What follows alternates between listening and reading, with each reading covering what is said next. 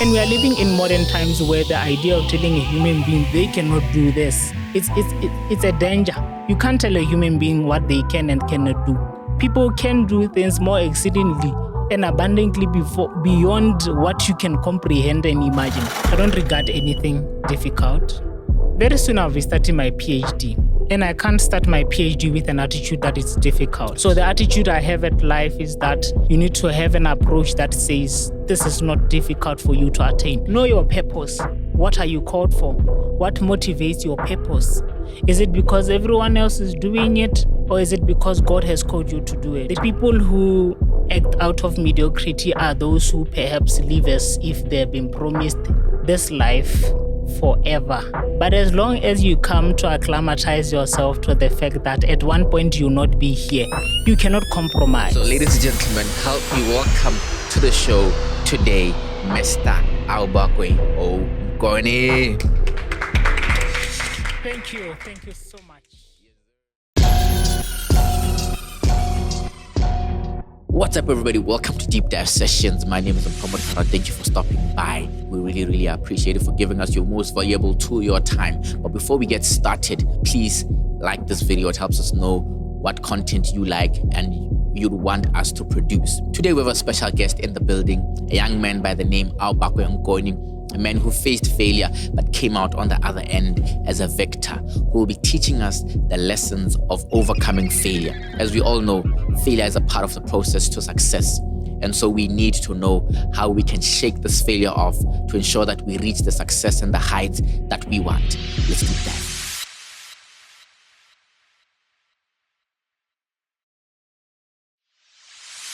My man, I have to say, the first time I saw you, you can dance, man.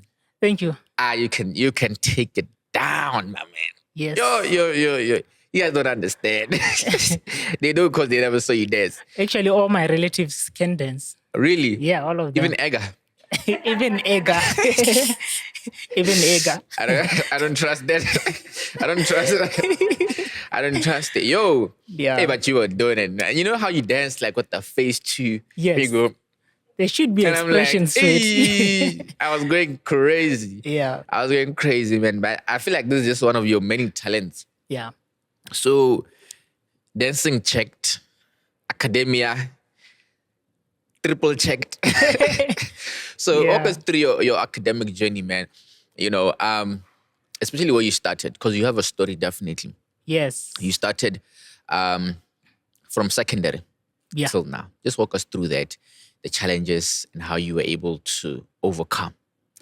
Well, actually, when it comes to my academic journey, I started at Assembly of God Preschool. That's where it started. Not entirely just secondary school. Yeah. Went on to New Look Primary School where I did my primary studies. Where's New Look? In Lobatsi. Right. Yes. And then I got a C grade in PSLE. Went on to Letsopa Community Junior Secondary School from Form 1 up until Form 3. And then I got a B. And then I went on to Gaborone Senior Secondary School. And then, yes, that's when I got 35 points and then rewrote, got 38 points. Mm-hmm. Yes. Okay, so talk to me about that journey. Because primary is C, then junior is B. Yeah. And then how were you feeling? Like when you got 35 points, were you working hard? Because I know a lot of people that work very hard. Yes. You know, I remember there was a girl I used to school with. I'm smiling because we used to diss her for this, you know. Yeah. She'd be reading all the time, but we used to ask her, dog, are you reading, dog? But it's not, like, what's going on? Like, she wouldn't read, like, the dictionary, man. Yes. You know, she was that kind of student. And I know a lot of people that are studious. Mm-hmm. Well, what was your journey like? Were you somebody that was studious, who was always pushing in class and all that? I mean, like, you look pretty put together, you know. So, yes, but it wasn't always like this. Yeah. So taking you to a journey not far from here, that is in senior secondary school, in Gaborone Senior Secondary School, I realized that it's a different climate altogether. Because this is Gaborone. It's not the same as where I come from. That is, it's not bundling. Lobatsi. Yeah. Banding. It has its own challenges, its own pressures here and there. It was an environment I was never really acclimatized to. I left the school, I was never really acclimatized to the environment. To date, I still feel like I struggle with the modern way of life in Gaborone. I really prefer a simple kind of lifestyle. And I really believe that I was a hardworking student as much as I am now. It's only challenges here and there that perhaps existed that would lead me to getting 35 points. In fact, if you look at my transcript, I wrote an extra subject, social studies, which I only studied for, I think that was 2 months and a few weeks before the final examination. And I got a B. So it doesn't entirely mean that I wasn't a smart kid. It's only that, unfortunately, there are subjects that people would use to judge the intelligence of a student. Yeah. If you didn't do well in sciences or mathematics, then perhaps people will conclude this child is going English. nowhere. Or English. Yeah. Those are the subjects I didn't do well in. Even English is one of the subjects I actually rewrote. I didn't rewrite mathematics, nor did I do anything with sciences, because I knew my career path has nothing to do with that. Oh. Yeah. So You already knew from jump. I already knew I'm not a science person. First and foremost, I can't do anything, nor am I passionate about it.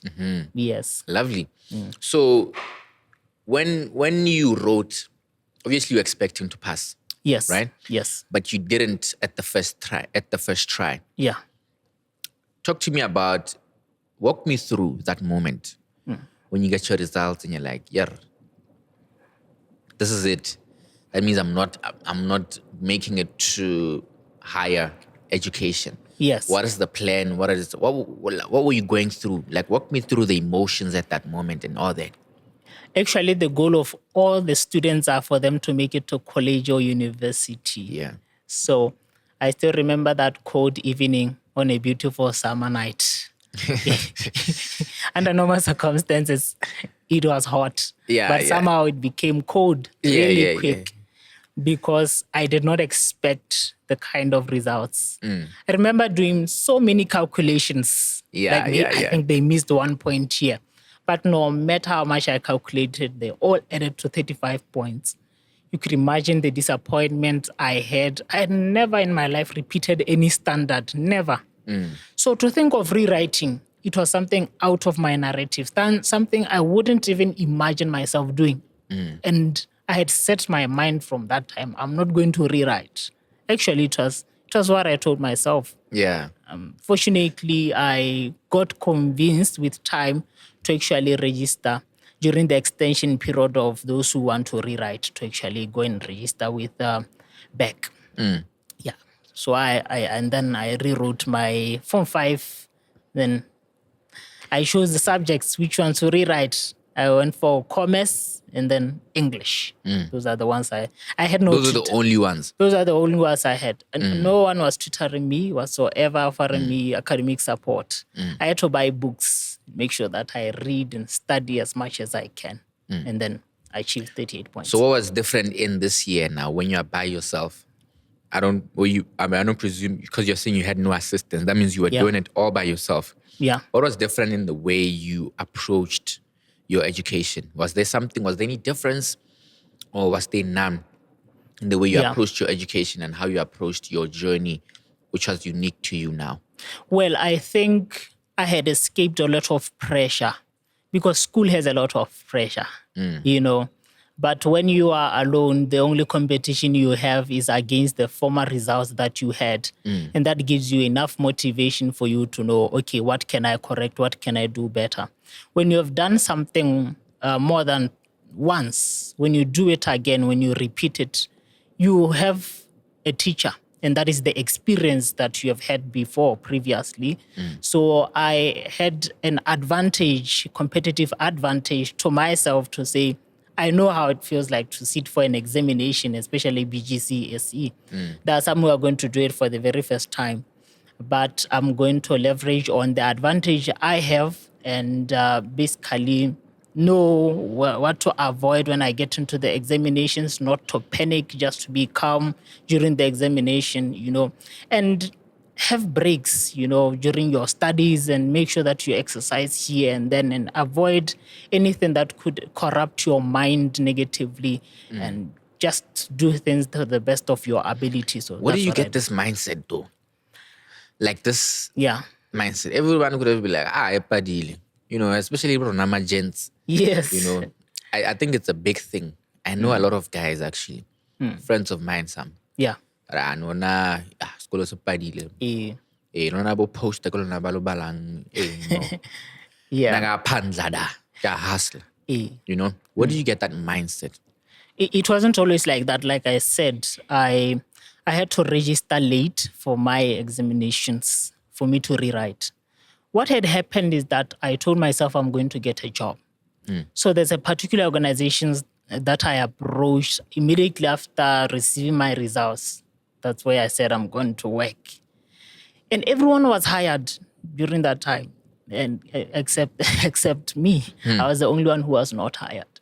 So somehow you tend to realize that rejection is actually redirection to where you are supposed to be, where you actually belong. Come on. And then I went on to apply to be part of the police force. You can imagine just how tiny I am, telling myself I'm going to be part of the police force, which is something I thought perhaps because my father was in the police force, that's what I'm supposed to do.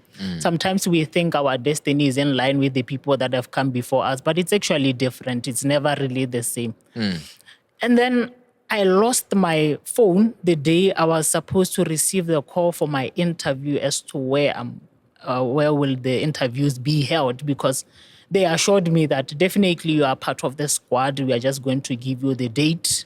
And then they told me the date, and then they'll tell me where exactly they will have the interview. Yeah. But then I needed confirmation from them, and that particular day I lost the phone, which means all the avenues that I've explored, trying to work, trying to find ends meet, make ends meet for myself, became very difficult. So I was left with one option, and that is for me to rewrite. So I had to register, and then I rewrote. So after I rewrote, and then I found a job. You could imagine how I was struggling in quotes to find any opportunity. And then I found a job. I was working at a tuck shop. So in this tuck shop, I was looking at the amount of money that I was making every day and what I was earning. So that's when I realized, I think I want to go into business, or at least study something related to business. That is when I chose entrepreneurship as my go-to area. Come on. Yes. So, Yes, sir. Yes. Yes, sir. My journey is a bit different, eh? Okay. Tell me about it. I just went to UB and I knew I wanted to do business. I didn't know what kind of business or how. Yeah. I think I had business admin as my first option. Second option was entrepreneurship. Third was another business course. Okay. I think logistics. Everything like was that. business. Everything was business though, but I knew I wanted to do business. Yeah. But I'm glad, the man upstairs made sure that I get entrepreneurship, because I think that's the course that was really meant for me. Okay. But to your journey now, Yeah. you then go, man, how many degrees do you have? How many, just walk me through your qualifications, like post BGCSE. Before my BGCSE? No, post. Oh, after. Oh, you mean after my BGCSE? Yes. I'll try to remember some, although I can't really articulate all of them. Yeah, that means that I mean. Because I've made it a habit that there's no month that passes and I'm not pursuing a qualification. In fact, the day I finished my dissertation, the following day I was starting another one, CPA, Certified Public Accountancy, Advanced Financial Management. Because for me, I'm treating this as something I do for fun. Yeah, I do assignments for fun. I really do enjoy them. So, but if I could share a few of them, firstly, it's my degree. First class degree. First class degree? Yes. They gotta know. Yes, go on, sir. Yes. First class degree from the Sheffield Hallam University in collaboration with Botswana Accountancy College, Entrepreneurship and Business Leadership. Hey, but you guys like that thing at BAC, eh? Yes. Sheffield Hallam. It love it. You guys love it, yeah. That's what it is. Yeah. Our certificates are written in Sheffield, so we should flex. Yeah. Okay. And then I also have a master's degree with a merit from the University of Suffolk. Also, I have a trainers of trainee, which I was trained to be an accredited trainer from Gaborone Universal College of Law. Yes. And then the CPA, Advanced Financial Management from the European Business University. Yes. And all of this is before the age of 30? Yeah, before I was 10,000 days old. Yeah, not entirely the age of 30. Not entirely, yeah. Yeah, but in days. Before I was 10,000 days in age.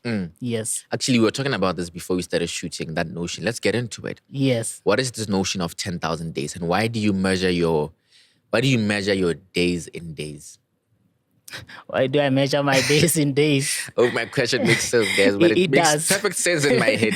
Yes, no, I think it's very important for us to appreciate each and every day of our life and not merely treat each and every day as something that we have done before. We need to appreciate that this is something new. This is a new day, a new opportunity. So it's mainly about me getting to appreciate that days come with its own challenges and in its own opportunities. You know, many are times when I get to know about somebody's age in years, I'm really much appreciated in how many days they have lived and what have they done with the days they have. For you to actually appreciate life, you need to be microscopic in terms of understanding the details of what you do. When you take life in days, you then say, these are the goals of today. How many of us get to sit down and say, this is what I want to achieve by the end of the day? If we say by the end of the year, that is why we have a lot of people who set goals and say, by the end of the year, I would have done this. But for you to accomplish what you want by the end of the year, it's for you to appreciate the days that you are given and actually do something to strive towards what you want at a particular year. So for me, I measure days. And sometimes they don't actually fall within the calendar of this is 2023, we are moving to 2024. Sometimes they overlap to the following year, and I'll tell myself, I'm giving myself 100 days. We should obviously overlap to another year, and I'll tell myself, this is what I want to achieve in those days, and then I do so. So you measure your goals in days also? That's in days. You predicate everything in days? Most of the time, yes. And every day has an action step? Yes, something that I do towards the goals I want to achieve. Lovely. Yeah. Lovely. Now, because studying your journey, looking at how you rewrote from 5 and then from there, quickly the degree, these qualifications, the trainers, all these things. Yeah. Would you say you have a chip on your shoulder? As in, do I have any form of assistance? No, like as in, do you feel like you will be measured according to your qualifications? You know, for example, when somebody is, let's give an example of Michael Jordan. Michael Jordan used to train hard with his older brother. Yeah. His older brother would beat him at basketball. Yes. And he used to train very, very hard to try to beat his older brother. Yeah. So even when he played, he would play with that amount of, aggression. Yeah. To make sure that he beats these people, because it felt like that. Because he always felt like he was never gonna beat his older brother, so to speak. Do you have that in your approach to maybe school or life or business? I think I have different approaches to life. For me, it's not entirely me defining myself in terms of what I've achieved, but actually getting the job done and making sure that I don't regard anything difficult. That is not in my narrative. It will never be in my narrative. Very soon I'll be starting my PhD. Come on. And I can't start my PhD with an attitude that it's difficult. In life, we tend to believe that we can achieve some things, yet we praise them and make them seem as if they are too unattainable. Big. Yeah, too unattainable, too big for us to actually, conquer and all that. You can take from the story between David and Goliath. He won first in the mind by him telling himself, this is just an uncircumcised Philistine. There's pretty much nothing he could do, So winning begins in the mind before it actually manifests in any area. So the attitude I have at life is that you need to have an approach that says, this is not difficult for you to attain. Is it not challenging? Definitely it is. But to attain it, it's something that is attainable as long as somebody has done it before, as long as it's within the scope of our human capability. And we are living in modern times where the idea of telling a human being they cannot do this, it's a danger. You can't tell a human being what they can and cannot do. True. People can do things more exceedingly and abundantly beyond what you can comprehend and imagine. Yeah. So we have You're already actually playing God. Yeah. Yeah, you're low-key playing God. We are low-key. Even the Bible says that we are gods, we are semi-gods, and we have the authority given to us, and we have the power that is given to us. So the approach that I have at life is that anything that I will achieve in life, as long as I have the determination and it's within the scope of what God has called me to do. Yeah. Are you competitive? No, I'm not. I dominate. There's no need to compete in an area that you are called by God to dominate in.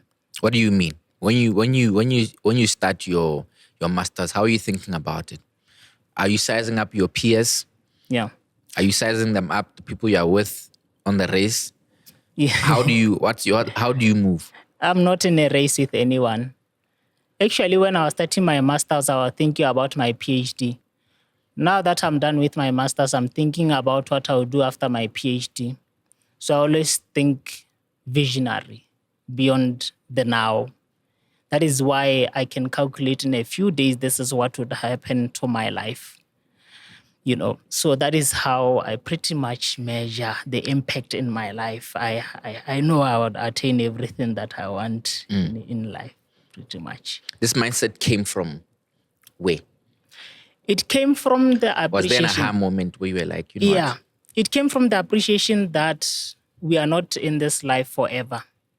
The people who act out of mediocrity are those who perhaps live as if they've been promised this life forever, as if they'll be in this dimension forever. But as long as you come to acclimatize yourself to the fact that at one point you'll not be here, you cannot compromise. The days of your life, as much as I measure my life in days, they are reducing. I don't know how much God has given me in terms of the number of days for me to be here. I might be counting 100 days that I'll be doing something, but God has 40 days in store for me. So once you appreciate life and that you are not here forever, mediocrity does not become part of what you want to do every single day. You always aspire to be as excellent as you can and actually leave an impact in the generation as much as you can with your skills, your talents, serve the world with your abilities and all that. Most of the time, we waste our time trying to convince people how great we are and try to prove people wrong. I don't think we were placed on this earth to prove anyone wrong. We are placed here to actually manifest the greatness that is in us. And I found my purpose. And I've realized that my purpose is to excel academically. In other areas, perhaps there are people who are doing better than me, but I'm not going to focus in an area that I'm not competent in. There are a lot of things that we cannot do. You and I, there are a lot of things that we cannot do on this earth. But if you are going to identify yourself with things you cannot do, you are going to realize you are inadequate. You are never enough. You are going to fail. So I acclimatize to the things I can do best and what I can actually explore to the best of my ability. And I identify myself with that. And that is who I am, because I stick to the passion that God has given me. Yeah. I like that. So talk to me about, what is your definition of excellence? I think I've touched a bit of it when I was talking about mediocrity. Excellence is the exploration of your inner abilities and being able to take advantage of the strengths that you are given, identifying your weaknesses and actually finding ways to mitigate the weaknesses that you have, appreciate the external opportunities that are there, as well as being able to know the external threats that exist. Basically knowing yourself holistically. I think that's just what it is. Knowing yourself, an understanding of oneself, your strengths, Yes. your weaknesses, Yeah. the threats that exist and the opportunities. Yes. So just SWOT analyzing, I think SWOT analysis of yourself. Yes. And being able to own narratives according to your own term. When you talk about what failure is, it's not merely the definition of how I talk about failure.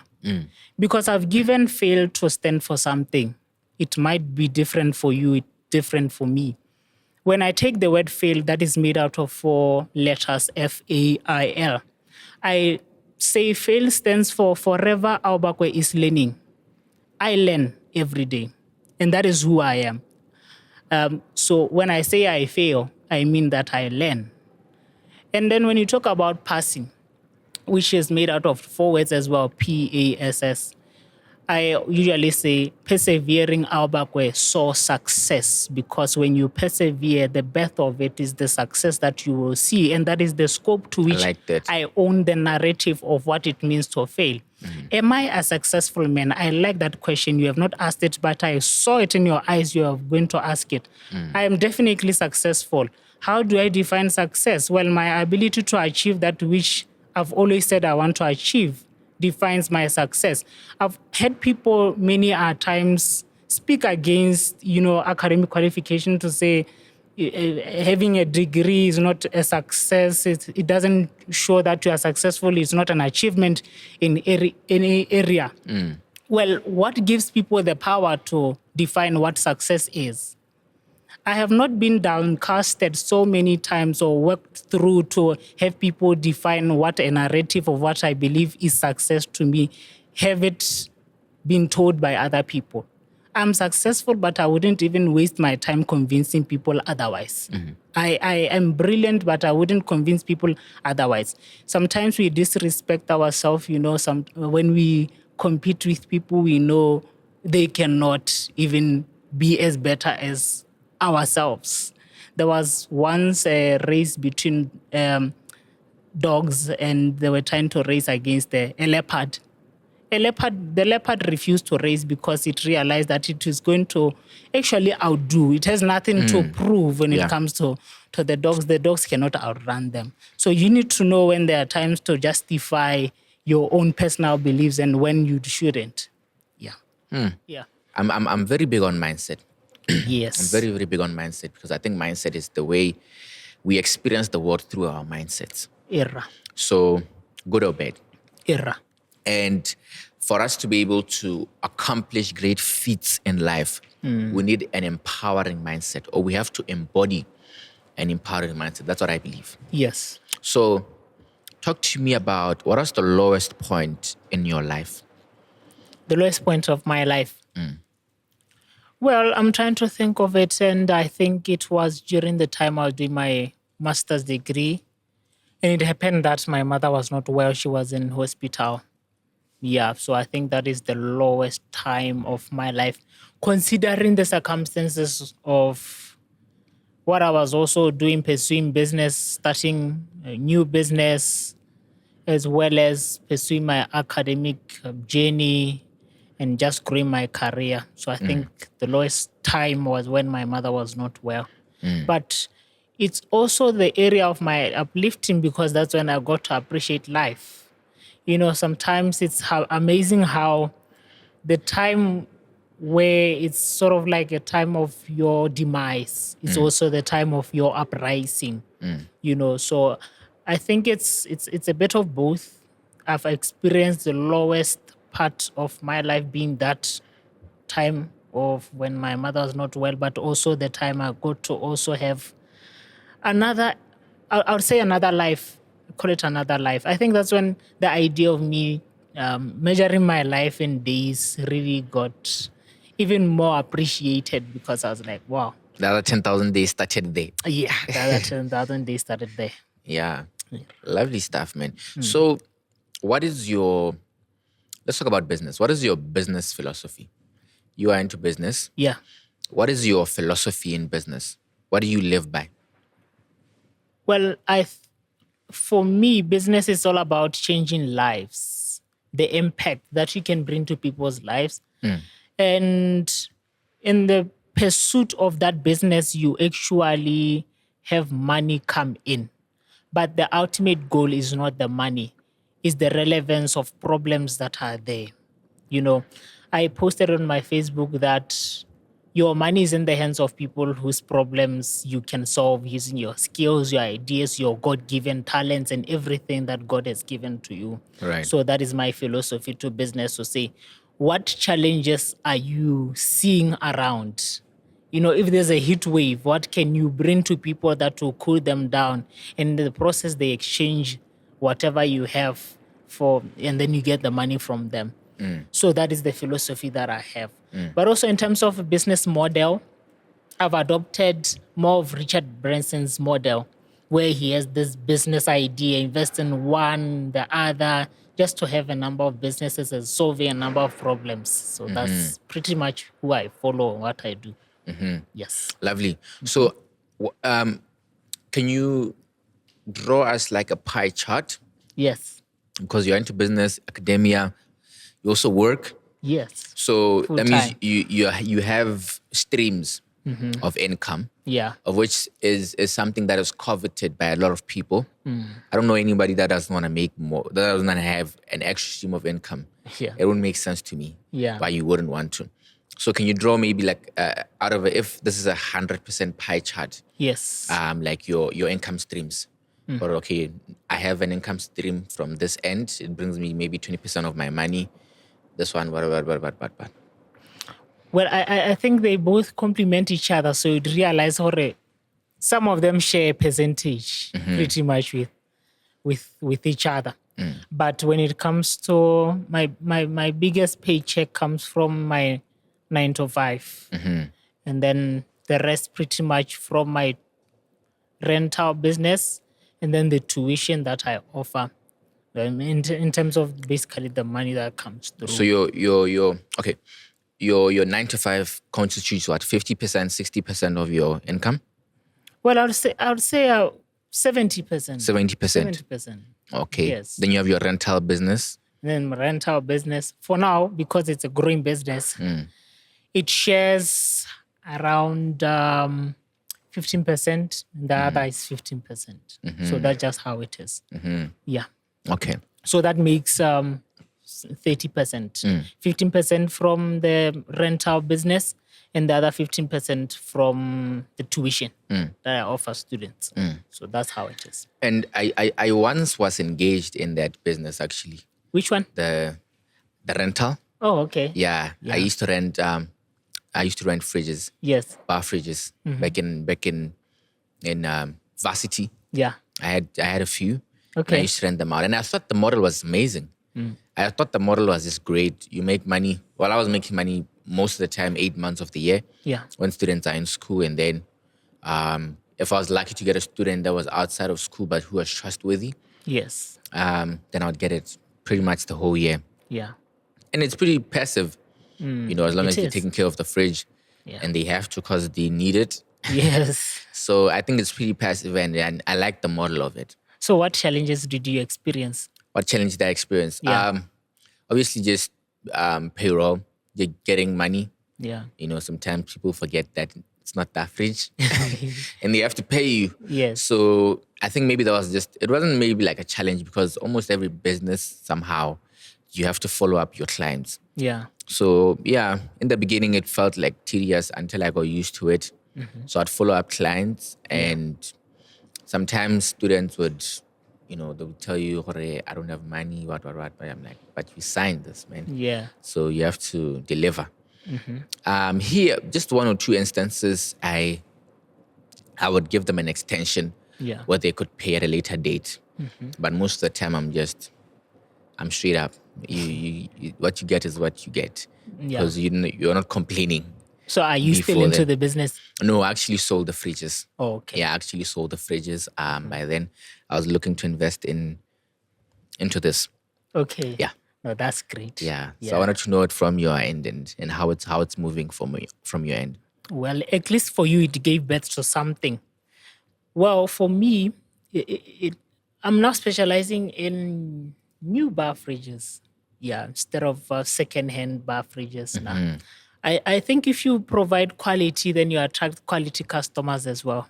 Although that's not always the case, sometimes people are really clumsy with what you provide them. Yeah. But you shouldn't reduce your standard of excellence based on perhaps whoever you are targeting. If they don't meet you halfway, Yeah. we don't compromise on the price for the bar fridges because it's an excellent one. We also offer repairing services. We repair the bar fridges in case they are damaged or there are challenges with the bar fridge. We also offer complimentary goods to our customers. We check in on them. Is the bar fridge still working? Although we know that we just delivered the bar fridge 2 days back. Yeah. It's very important for you to check on your clientele to say. After service. But yes, after service to say, but is it still okay? Is it still functioning well? Just a few days back, we gave them, sort of like an advert where we said in this heat, keep hydrated, because we know obviously they have the fridge and they store the cold water there. So we're just encouraging them to keep hydrated. It shows that we don't only care about the money we receive from them. We also care about their well-being and them. In essence, when you take care of the people you are providing services or goods to, they take care of what you have provided them with. Yeah. So that's it. Yeah. And also, to that end, also what I gained from these people was good relationships. Yes. I gained good relationships from my clients. Yes. Who I used to serve. And, to this day, there are some that we can still talk. Yeah. And hang out, and they're doing different businesses. I found that one was also doing a similar business that I was doing. Oh. And we started exchanging, information there. So it's a great thing. Yeah. So in the conversation of business, yeah, you obviously told us how you look at failure and perceive failure. I think this is John C. Maxwell who said that the biggest determinant of success is how people look and perceive it. They look at and perceive failure. Yes, the attitude they have. The attitude they have is really what to determine if somebody's going to succeed or not, because failure it's inevitable. It's part of the journey. Yes. You're going to be, knocked down, but you got to get up. Yeah. So in business, what is your approach to especially when you're working towards something? Yeah. Let's say a business. And when a business fails, it's not just affecting you, it's affecting even your loved ones. Yes. Yeah. How do you think about that on a deeper level and be able to come out of that? I feel like there is no how you can divorce an entrepreneur from their business. You cannot divorce their character from their business. How the business is doing can also reflect the character of the one who's running it. So because of the perseverance I've had, I believe that failure is actually part and parcel of the journey. It's not something to discourage me. It's actually something that navigates me to where I should be, and it makes me even more stronger.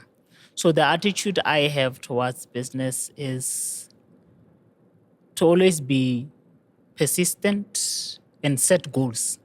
In terms of the business that I have, the bar fridge business that I have a target financially as to how much I wanted to generate every month. Well, it's a target that in the future it could be different, but currently to be something around 10,000 every month. That's how much it should be making. For tuition, it also has a target. This is how much. And 10,000 is the minimum, by the way. Tuition also, it has a minimum of 10,000. That's the revenue that I wanted to generate. And it calls for strategies to say, how many bar fridges do I need in order to generate that? Then I discovered I need about 50 of them that will generate 200 every month. That will generate 10,000 charged at 200 each. And then that would be 10,000. So if you have that kind of a mindset to say, but what is the financial goal that you have? What are you targeting? Perhaps I would sell some of the business ideas as I say, but that is pretty much the goal or the scope that I have in regards to this. Yeah.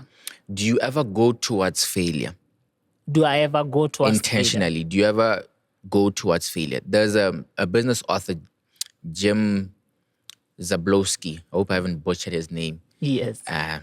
But he says that contrary to popular belief, I believe that one should fail as many times as possible. If you're not failing 5 times, at least 5 times in a day, you're not doing enough. And I came to realize that was true in my life and experience. Just looking at how many, because if you're not failing, that means you never tried. Yeah. That means you never pursued something worthy of that you could fail at. Yeah. Because obviously, if you're doing something you're already good at, you know you're not going to fail. But if you're moving to the next step, there's that possibility that I might slip up. Yeah. So that's the context to my question. I don't entirely think that I pursue failure, but the pursuit of excellence would actually have failure part of the journey. You cannot avoid it. So when you tell yourself that I'm going to wake up this morning and perhaps take a journey to the mall and do some shopping, there are risks attached to it, and there are a few failures that you might inconvenience yourself with. The pursuit of excellence on its own is the pursuit of failure that you don't see. Why am I saying this? If you decided to just remain home in your bed, there's no traffic, there's no rain, you're not going to complain about how hot it is because you are in the house. So the pursuit of that excellent or that particular endeavor is the pursuit of the failures that come with, or the inconveniences that come with the pursuit of whatever you want to approach. So as you climb up the ladder and having a dream or a vision, you perhaps want to do your PhD, you need to know that there's a time where your supervisor is going to say, I don't agree with what you actually want to research on. And it seems as a fail because somehow somebody has inconvenienced you. But you need to be redirected to where you're supposed to do. So it's never really a walk in the park. It's never really a smooth thing. So as long as you have something that you want to do, be sure to catch inconveniences here and there. I'm saying this because also, when you are attached to a goal, yes, and you don't make it, it hurts. It does. It's painful. It does. So should somebody say, okay, I've not been redirected towards this. This was not my path. Or maybe I need to try a little bit harder. Or maybe I need to change my strategy. Because it's almost different. When the failure hits, you're left with these options on the table. Yeah. And many people, I think this is where the problem exists. Am I employing a new strategy? Was this not meant for me in the first place? These are the things that go through people's minds. So this is what I really wanted us to address. Yes. In terms of failure at that point. When you hit the wall, what's the next step? Well, I'm not going to really have the ability to answer that extensively in terms of the needs that people have, in terms of the goals that perhaps they have set for themselves. There are times where you need to give in to the idea of actually letting go of something. I'm not going to just be here and be naive and say, no, continue pursuing that. If it doesn't let you grow, if you don't feel like it's giving you and you are taking more from yourself and it costs you in mental health, financially, it's costing you. At certain times, it's good to let go. I think some things that we don't teach to people is to say, learn to let go. There are some things that perhaps you desire it, but it's just not for you. And like I gave you the story earlier on, there's a job that I wanted to do. And unfortunately, I had to let go of all that and pursue another path, which I was trying to avoid, that is to rewrite. And the very same thing I was trying to avoid was the very same thing that perhaps outlined what my real purpose is, and that is for me to pursue the journey of academics. First and foremost, know your purpose. What are you called for? What motivates your purpose? Is it because everyone else is doing it, or is it because God has called you to do it? We are living in a time where people are trying to prove people wrong so much so that they even move out of the dimension or the scope of what God wants them to do or what God has called them to do. And if you are going to live a life of proving people wrong, ultimately you will run out of energy and stamina. Because where does the motivation come from? It comes from you competing with somebody. What happens if the person, unfortunately, you are competing with dies or something happens to them, or they decide to back away and stop going through after that particular goal? That means that your goal also dies. Find out what motivates you in pursuing whatever you are pursuing in life. Because when you find out why you are doing it in the first place, that's what either keeps you in that particular goal, or that is what will have you let go altogether. So you need to find your motivation. You need to know exactly why do you like what you like. Why? What influences that? What motivates that? Okay. Yes. Interesting. Interesting. I liked how you put it. So, okay, we've talked about this and how to, because you even took it a step further. Yeah. That you need to discover your purpose and who you are. And then it will determine a lot about what you're doing and what you shouldn't be doing. Yeah. And what you should let go of. Because my follow-up question to you was going to be, how do you know when to let go? And you already covered that. And then I think also the other side of the coin is, how do you know when to press on? It's because you now know this is truly what you are called to do. Yes. If I'm understanding your wording of it. Now, when it comes to becoming your best version, when it comes to becoming your best version or your highest self, Yeah. right? When it comes to becoming your highest self, how do you when they talk about we attract, we don't get what we want, we get who we are. Yes. And what we work for. Definitely. Right? But who we are is essentially, this is what I do on a daily basis. Yes. Right?